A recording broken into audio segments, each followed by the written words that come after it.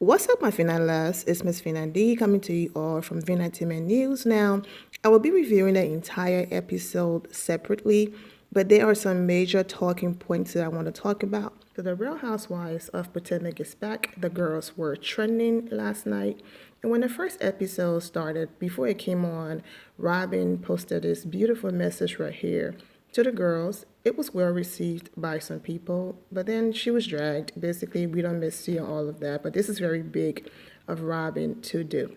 A few of you were in my DMs asking me if I would start reviewing the Real Housewives of Potomac. I used to review it in the beginning, but then I stopped. But I'm going to go ahead and give this season a chance. I told you I might disappear for a few days and be inconsistent and post these quick Instagram lives, but once I'm back, I'm back. So thank you all for sticking around. Please subscribe and get me the 50K subscribers. Let's get into it. So one of the talking points was Dr. Wendy sit down with Gizelle. Gizelle knew she wouldn't have a friend this season without Robin, so she had to make nice with Wendy. She's not fooling nobody. And then someone tweeted, I'm all for moving on or forgiving, but we have to have some tough conversations and get to the root. Wendy let her off way too easy and didn't bring up anything. This is crazy. Dr. Wendy responded, no, baby, I brought up everything, saying I could not use her bathroom at the reasonably shady event, saying it was okay for me to be assaulted because she does not like me, bringing up a fake rumor about my husband, talking badly about my mother, etc. It was a 2-hour lunch, and we have to realize that these shows are edited. So that's the reason why they couldn't fit a 2-hour lunch into the episode. However, even though you cannot fit a 2-hour lunch into an episode, you can still present it in a way where the major talking points are covered. However, when they want something to fit their narrative, they're going to edit it the way they see fit. So that's the reason why it looked like accountability wasn't taken, or Dr. Wendy didn't bring up those major talking points. But she said no, she talked about everything. Production just chose to show what we all got to see. Another talking point was Mia allowing her children to see what she had going on with her new man. So I'm going to read some of those tweets. I can't stand Gizelle, but she's not wrong about Mia. Because letting your kids see you in bed with another man while still being married to their father is exposing them to ish they don't need to see. For the first time in 9 seasons, I'm on Gizelle's side. The fact that most of the episode I'm on Gizelle's side. I think what happened to Mia in those moments, she was thinking about her history with him. You know, because I've known him for a long time. He's been in my life for a long time. It's okay. But you have to understand your children do not have a history with him, and you need to put them first. So she's thinking, he's been in my life for such a long time. I'm comfortable enough to bring him around because I trust him. But when it comes to children, you have to ease their way into those things, especially with you being in the midst of a transition with your soon-to-be ex-husband. You're still legally married. So I completely understand what people are saying and all of that, because you don't want your children to get too attached just for the relationship to fall apart again. And I guess the issue is also not, oh, he came over and, oh, meet Uncle Diz or meet this person. The issue is the fact that the children caught her in bed with him. That's too early to be exposing them to that. And I know in the first episode, they touch on that, how, you know, she and her new man be doing her soon-to-be ex-husband laundry and all of that and helping him out. I'm like, okay, what's going on here? But that's the part that was too extreme. The children allegedly catching her in bed with the man. So I completely understand the argument, and hopefully Mia is able to navigate through the changes in a better way to protect her children.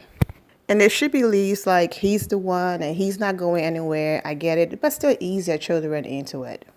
The next issue that most of their supporters had was Karen not taking accountability for her DUI. Also sending out last minute invite to an event that she said she was being honored at, but then Gizelle already had an event planned in advance on the same day. Karen's ugly behavior seems to be a character, disrespecting Gizelle by lying to her face, then forcing people to choose after you told Gizelle that you would make it to Gizelle's event. Ugly. Tacky backstabber. Ooh. Another tweet. Karen, this is where you lose me. Support me no matter the outcome. You are 61 years old. Why are you getting a DUI, girl? You need to own up to it and not deflect. I can't believe I'm defending Gizelle, but if I was the girls, there's no way that I would have went to Karen's fake award show when I've already committed to a charity event dedicated to my friend's father. As much as I understand why Gizelle is mad, this is the type of drama I live for. Housewives hosting events at the same time, and the other housewives are stressed about which event to choose. It's giving season 3 of Potomac and early alliance lines being drawn. We are so back. Karen is playing a nasty game, and when they yank on her sliding wig and start whacking her about her DUI, I'm going to sit there silently and watch, not yanking her wig. Anyone feeling like Gizelle is wrong in this situation is strictly being biased. Karen was wrong, plain and simple. It took y'all 9 seasons to finally start seeing through Karen's BS. Now, I don't always agree with Gizelle, but Karen, this is for her father. That's a little wild, and sending it the morning of is crazy work, babe. Karen is my fave, but I'm not liking how she's moving this season.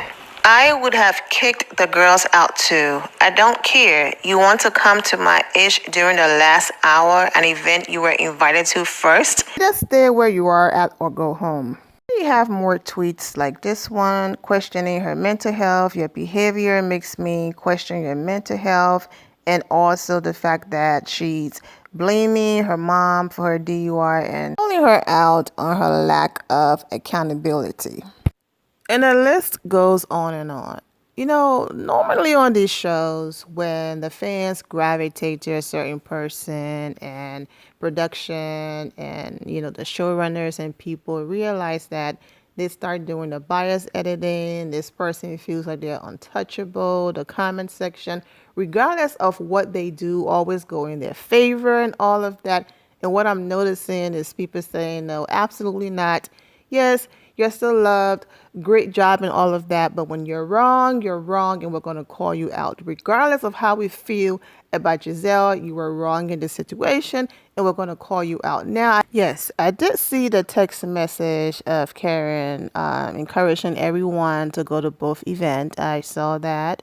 And I also did see the fact that she was being honored. It wasn't like she created this random event out of nowhere. She was invited somewhere and being honored. But come on now, there's no way you're being honored at an event and you just got the information the morning off. Come on, okay? They did that for the show purposes, and it is what it is because it did exactly what it was supposed to do. It got people talking. Okay, but this whole thing reminded me about that random event that the Real Housewives of Atlanta and Milo, miserable Milo threw together, when Kenya Moore had her whole hair spa lunch that she's been planning. And the next thing you know, we're wasting time watching Milo at this random event that was thrown together. The cost was great, but the event was so random. The award show was so random. It's like, what are we doing here? That's what this is reminding me about. But anyways, there you have it. The Real Housewives of Potomac. The fans, They're very involved and calling people out and all of that. And I'll be back with a full review. If I do not come back with a full review, listen, I try and I provided you something from the show because these were the hot topics, as you can see from the tweets and all of that. But there you have it. I'm wishing all of you well and take care. Thank you all for your love and support. If you're not subscribed to the channel, go ahead and subscribe to the channel. Go ahead and leave this video a thumbs up. Also turn on notifications so when I do post, you're aware that I posted. And I will see you all in the comment section. Remember to always have the God bless attitude, which is being positive at all times and seeing the good in every situation. Have a great day, guys. God bless.